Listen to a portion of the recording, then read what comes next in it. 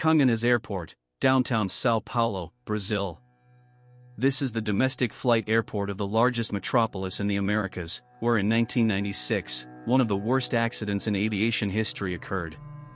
During takeoff, the Fokker 100 aircraft operating Flight 402 of the now-defunct company TAM, now LATAM, activated the thrust reverser, causing the aircraft to crash onto Luis Orsini de Castro Street, 2 kilometers ahead of the airport's runway.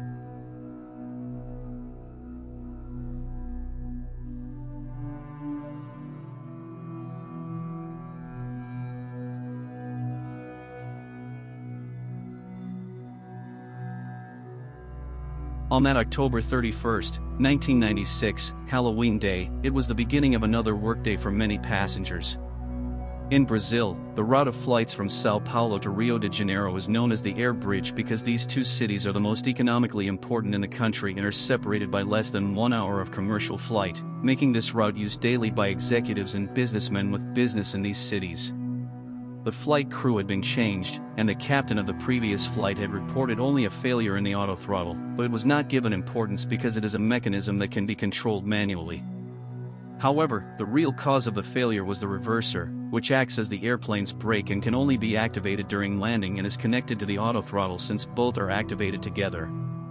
The opening of the reverser in flight on one side ended up braking the airplane on the right side while the engine on the left side accelerated, causing it to turn to the side and crash into the Jabaquara neighborhood. In the accident, 99 people lost their lives, including some executives from the country's most important banks, as well as 3 pedestrians who were on the ground.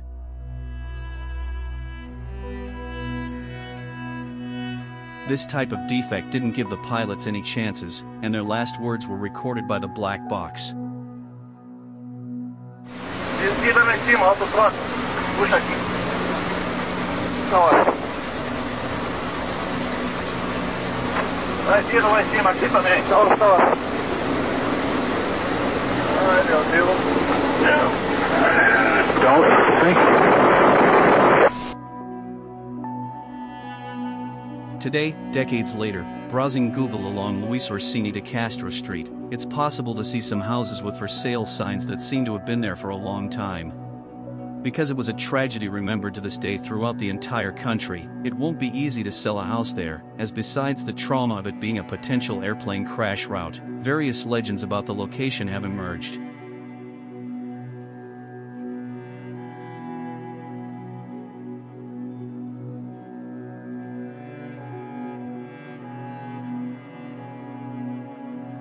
Visitors to the street feel a heavy atmosphere, and some residents who have been interviewed reported hearing screams in the early hours of the morning.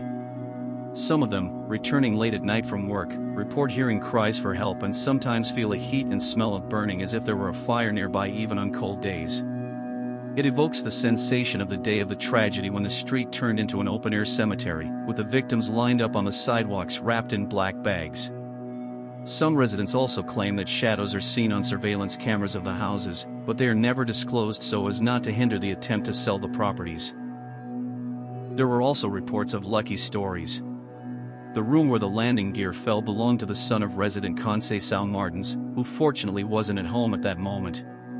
Both she and the neighbors received compensations from TAM's insurance company, but the amount was only enough to cover the costs of reconstruction materials.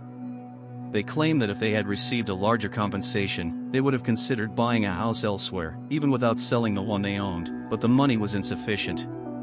Another neighbor mentioned that they can only sleep with the lights on, fearing both airplanes and the screams echoing during the night.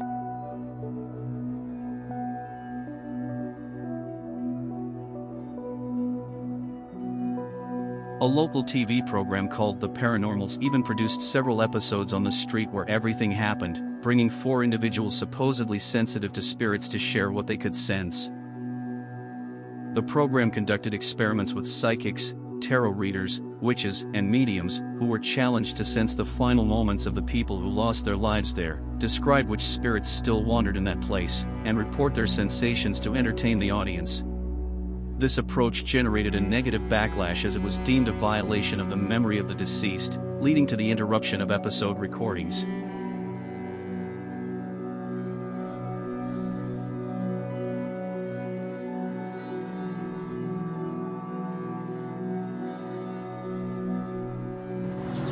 There's a recording circulating on the internet from a spotter who filmed the airplane 2 days before the tragedy.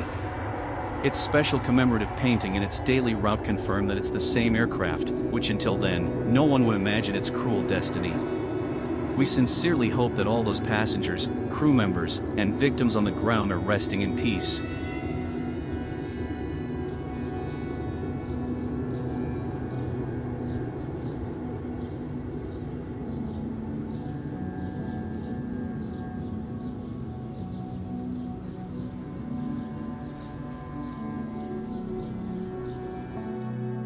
These and other cases are showcased here on the Mystery Machine channel. If you enjoy this type of content, please subscribe,